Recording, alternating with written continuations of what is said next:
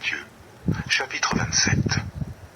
Dès que le matin fut venu, tous les principaux sacrificateurs et les anciens du peuple tinrent conseil contre Jésus pour le faire mourir. Après l'avoir lié, ils l'emmenèrent et le livrèrent à Ponce Pilate, le gouverneur. Alors Judas, qui l'avait livré, voyant qu'il était condamné, se repentit et rapporta les 30 pièces d'argent aux principaux sacrificateurs et aux anciens, en disant « J'ai péché en livrant le sang innocent. » Ils répondirent « Que nous importe? Cela te regarde. » Judas jeta les pièces d'argent dans le temple, se retira et alla se pendre. Les principaux sacrificateurs les ramassèrent et dirent « Il n'est pas permis de les mettre dans le trésor sacré, puisque c'est le prix du sang. » Et, après en avoir délibéré, ils achetèrent avec cet argent le champ du potier pour la sépulture des étrangers. C'est pourquoi ce champ a été appelé champ du sang jusqu'à ce jour. Alors s'accomplit ce qui avait été annoncé par Jérémie le prophète.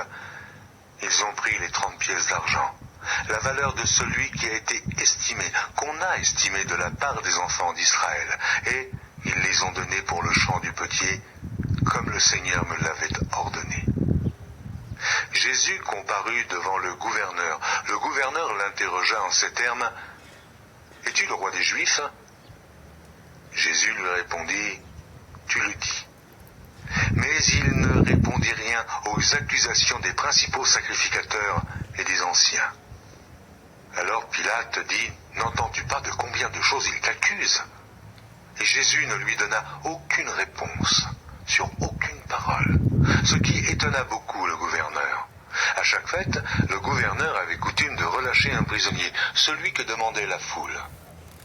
Il avait alors un prisonnier fameux nommé Barabbas. Comme ils étaient assemblés, Pilate leur dit, « Lequel voulez-vous que je vous relâche? Barabbas ou Jésus, qu'on appelle Christ ?» Car ils savaient que c'était par envie qu'ils avaient livré Jésus. Pendant qu'ils étaient assis sur le tribunal, sa femme lui fit dire, « Qu'il n'y ait rien entre toi et ce juste, car aujourd'hui j'ai beaucoup souffert en songe à cause de lui. » Les principaux sacrificateurs et les anciens persuadèrent à la foule de demander Barabbas et de faire périr Jésus. Le gouverneur, prenant la parole, leur dit, « Lequel des deux voulez-vous que je vous relâche ?» Ils répondirent, « Barabbas. » Pilate leur dit, « Que ferai-je donc de Jésus qu'on appelle Christ ?» Et tous répondirent, « Qu'il soit crucifié. » Le gouverneur dit, « Mais quel mal a-t-il fait ?» Et ils crièrent encore plus fort, « Qu'il soit crucifié, qu'il soit crucifié !» Pilate, voyant qu'il ne gagnait rien, mais que le tumulte augmentait, prit de l'eau, se lava les mains en présence de la foule et dit, « Je suis innocent du sang de ce juste, cela vous regarde. » Et tout le peuple répondit, « Que son sang retombe sur nous et sur nos enfants. » Alors Pilate leur relâcha Barabbas et, après avoir fait battre de verges Jésus, il le livra pour être crucifié. Les soldats du gouverneur conduisirent Jésus dans le prétoire, et ils assemblèrent autour de lui la cohorte. Ils lui ôtèrent ses vêtements, et le couvrirent d'un manteau écarlate. Ils tressèrent une couronne d'épines qu'ils posèrent sur sa tête, et lui mirent un roseau dans la main droite. Puis, s'agenouillant devant lui, ils le raillaient en disant « Salut, roi des Juifs !» Et ils crachaient contre lui, prenaient le roseau et frappaient sur sa tête. Après s'être ainsi moqués de lui, ils lui ôtèrent le manteau, lui remirent ses vêtements et l'emmenèrent pour le crucifier. Lorsqu'ils sortirent, ils rencontrèrent un homme de Cyrène appelé Simon, et ils le forcèrent à porter la croix de Jésus. Arrivés au lieu nommé Golgotha, ce qui signifie lieu du crâne, ils lui donnèrent à boire du vin mêlé de fiel. Mais quand il l'eut goûté, il ne voulut pas boire. Après l'avoir crucifié, ils se partagèrent ses vêtements en tirant au sort, afin que s'accomplisse ce qui avait été annoncé par le prophète. Ils se sont partagés mes vêtements, et ils ont tiré au sort ma tunique. Puis ils s'assirent et le gardèrent. Pour indiquer le sujet de sa condamnation, on écrivit au-dessus de sa tête « Celui-ci est Jésus, le roi des Juifs ». Avec lui furent crucifiés 2 brigands, l'un à sa droite et l'autre à sa gauche. Les passants l'injuriaient et secouaient la tête en disant « Toi qui détruis le temple et qui le rebâtis en 3 jours, sauve-toi toi-même, si tu es le Fils de Dieu, descends de la croix. » Les principaux sacrificateurs avec les scribes et les anciens se moquaient aussi de lui et disaient « Hé, il a sauvé les autres, et il ne peut se sauver lui-même. S'il est le roi d'Israël, qu'il descende de la croix, et nous croirons en lui. Il s'est confié en Dieu.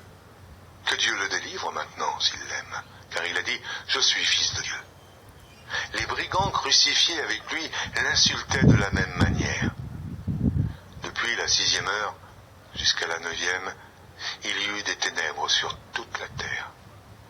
Et vers la 9e heure, Jésus s'écria d'une voix forte « Élie, Élie, lama sabachthani » c'est-à-dire « Mon Dieu, pourquoi m'as-tu abandonné ?» Quelques-uns de ceux qui étaient là, l'ayant entendu, dirent « Il appelle Élie ». Et aussitôt, l'un d'eux courut prendre une éponge qu'il remplit de vinaigre, et l'ayant fixée à un roseau, il lui donna à boire. Mais les autres disaient « Laisse, voyons si Élie viendra le sauver. » Jésus poussa de nouveau un grand cri et rendit l'esprit. Et voici le voile du temple se déchira en 2, depuis le haut jusqu'en bas. La terre trembla, les rochers se fendirent, les sépulcres s'ouvrirent, et plusieurs corps des saints qui étaient morts ressuscitèrent, étant sortis des sépulcres après la résurrection de Jésus. Ils entrèrent dans la ville sainte et apparurent à un grand nombre de personnes.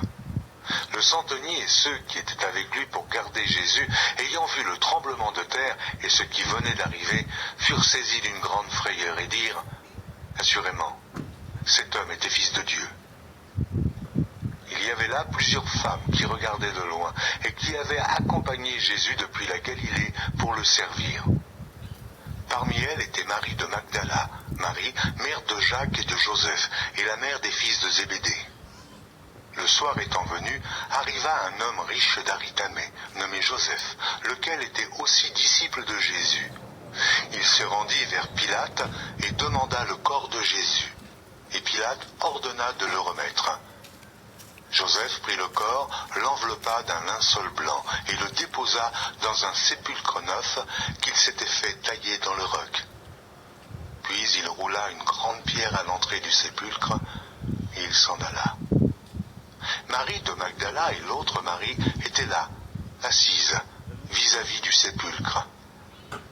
Le lendemain, qui était le jour après la préparation, les principaux sacrificateurs et les pharisiens allèrent ensemble auprès de Pilate et dirent « Seigneur, nous nous souvenons que cet imposteur a dit, quand il vivait encore, « Après 3 jours, je ressusciterai. » Ordonne donc que le sépulcre soit gardé jusqu'au 3e jour, afin que ses disciples ne viennent pas dérober le corps et dire au peuple « Il est ressuscité des morts ».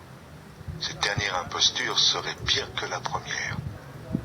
Pilate leur dit « Vous avez une garde, allez, gardez-le comme vous l'entendez. » Et ils s'en allèrent et s'assurèrent du sépulcre au moyen de la garde, après avoir scellé la pierre.